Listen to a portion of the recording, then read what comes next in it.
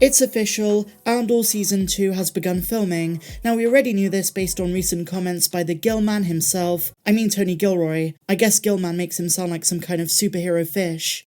But you know what I mean, and now we have an official message from Diego Luna himself on set here in the UK as he announces that Season 2 is officially underway. I already miss the show so much, guys. Wednesdays are just not the same, but all good things are worth the wait, and today we're actually going to be talking about The Mandalorian. Giancarlo Esposito has always been one of the best sources of Mandalorian news. In interviews, he's known for spilling the beans, talking about things he shouldn't, and revealing secrets from Moff Gideon, but also Season 3 on the whole. Well, in a new interview with Collider, he's opened up saying that Season 3 is, quote, off the chain. This is such a fun and wonderful tease, and I will say, guys, stay tuned to the end of the video. We're going to be talking about some really juicy things that you're not going to want to miss, so no more jibber jabber, let's dive straight into it. Anticipation for The Mandalorian Season 3 is at an all-time high, with news of its March debut arriving last week. Season 2 ended on a pretty hefty cliffhanger, with Grogu leaving to train with Luke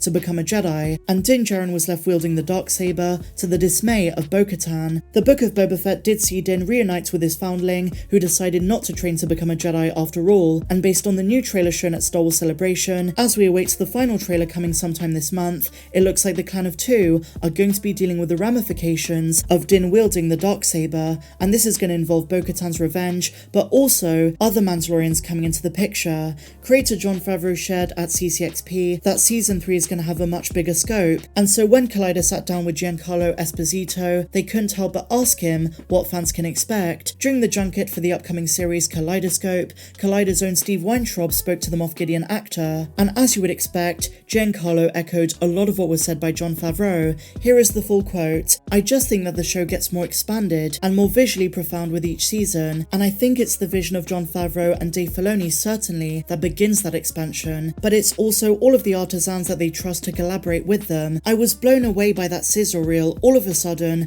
the world just came at you in a much more intense, and it's always been gratifying, but in a way that allowed you to, you know, that feeling that you have of dread or doom or excitement personified. That's the feeling you get, because the story is all of a sudden being coalesced for you to understand elements that you didn't know about." He went on to discuss how it feels to watch Season 3, saying, quote, "I love the mythology that goes behind this show, that's incorporated into the visuals that seem to be filmic, and I love the fact that you're able to see with each episode this season, you're really turning on a new movie. Visually, it's a sight and sound extravaganza that expands you to that place." Collider say, based on Esposito's comments, it sounds as though Season 3 might really work to tie up some loose threads left by the first two seasons, which does make a lot of sense when you consider the plan for The Mandalorian was to culminate into one big story event. While one of the Mandalorian spin-offs, Rangers of the New Republic, has been scrapped, the universe is still very vast in size, and Giancarlo continues by praising the scope of the third season. Here's the quote, guys. "Look, we can say a lot of words about a lot of different things, just like Kaleidoscope, but I think when you watch it, you have the space to feel emotion and connection between characters. The Mandalorian,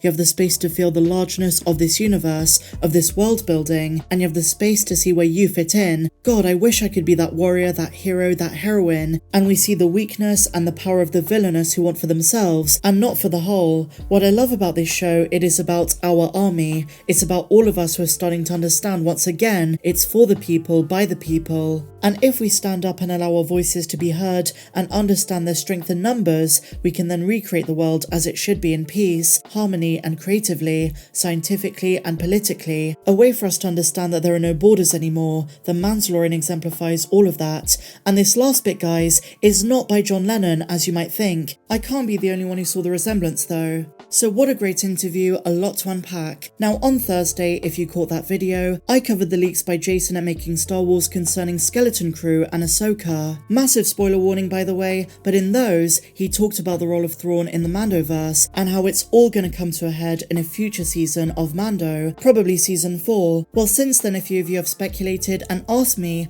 about how Moff Gideon plays into all of it and what his relationship to Thrawn is gonna be. Well, allow me to make one thing very, very clear. Moff Gideon and Thrawn are almost certainly going to be rivals, and their motives could not be more different. Thrawn's goal was to protect and advance the Chiss ascendancy, and to warn of the upcoming threat from the unknown regions, the Grisk. In the case of the Mandalorian, making Star Wars say that they think it's something other than the Grisk, they're not going to use that. But the only reason that Thrawn was ever part of the Empire for so many years was to use their resources and learn whatever he could. He never cared about the Empire or Palpatine. This is why it's wrong to say that Thrawn is an evil villain. He's not. He might be an antagonist in the context of what they do in Mando, but he's not evil in the sense of an Imperial warlord. Moff Gideon, on the other hand, is the stark opposite. He actively wants Palpatine back through cloning. He's an Imperial remnant who seeks power, and let's face it, he was probably at one time a Vader sycophant. Just look at the way he dresses. He's not a Force user, but just like Kira, he might be obsessed with the Sith. His goals are counterproductive to what Thrawn is doing, and both are going to see each other as a hindrance and a hurdle, so don't be surprised if there's a secondary conflict between these two figures.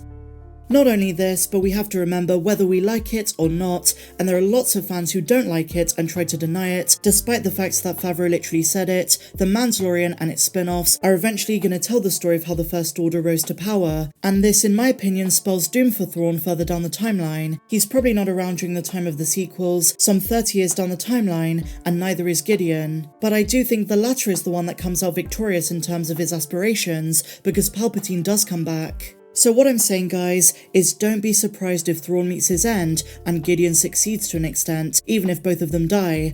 Now, there's a whole bunch of other stuff concerning Gideon. For example, big spoiler warning, according to the Making Star Wars leaks, he was once a Mandalorian, and in Season 3, he's gonna get his new armor. If Season 3 shows us the reuniting of Mandalore, which it probably will, I wonder how Gideon feels about all of this, since he was likely a Gar Saxon type figure, someone who supported the Imperial occupation of Mandalore. Because on top of once having been a Mandalorian, Gideon was also once an agent of the ISB, and I do wonder, considering the ISB played such a huge role in Andor Season 1, could Gideon appear in Season 2? Would Tony Gilroy do that? Now there's a point of speculation. So as you can see, my dear friends, there's a lot going on with these characters, and I really can't wait to see how it all plays out, but we've got to keep in mind, guys, the canon landscape of where things are headed, because as saddening as it might be, Jon and Dave are not avoiding the sequels. They're connecting everything together, the fall of the New Republic, the rise of the First Order, and they made it very clear they're respecting the timeline. But it's fine, there are nearly 30 years between Return of the Jedi and The Force Awakens, so it's not going to happen anytime soon. But I'm just saying, keep aware, they are laying the foundations of it, so everything has to play out a certain way. Moff Gideon is undoubtedly one of Disney Star Wars' best villains. His demeanour, his goals, his sinister nature and self-centeredness. He's a narcissist who is always 2 steps ahead. I can't wait to see what Season 3 has in store. At the moment, Moff Gideon is in New Republic prison, but as Giancarlo said a few months ago, he is going to be breaking out. But with that said, my dear friends, that pretty much sums up all of the news that we have for today. If you enjoyed this video, please be sure to give me a big fat thumbs up, subscribe if you're new, and please share your thoughts in the comments down below. What do you think the future has in store for Moff Gideon? And also, guys, if you missed the Skeleton Crew video, click here to watch it now. But until the next one, my dear friends, may the Force be with you always.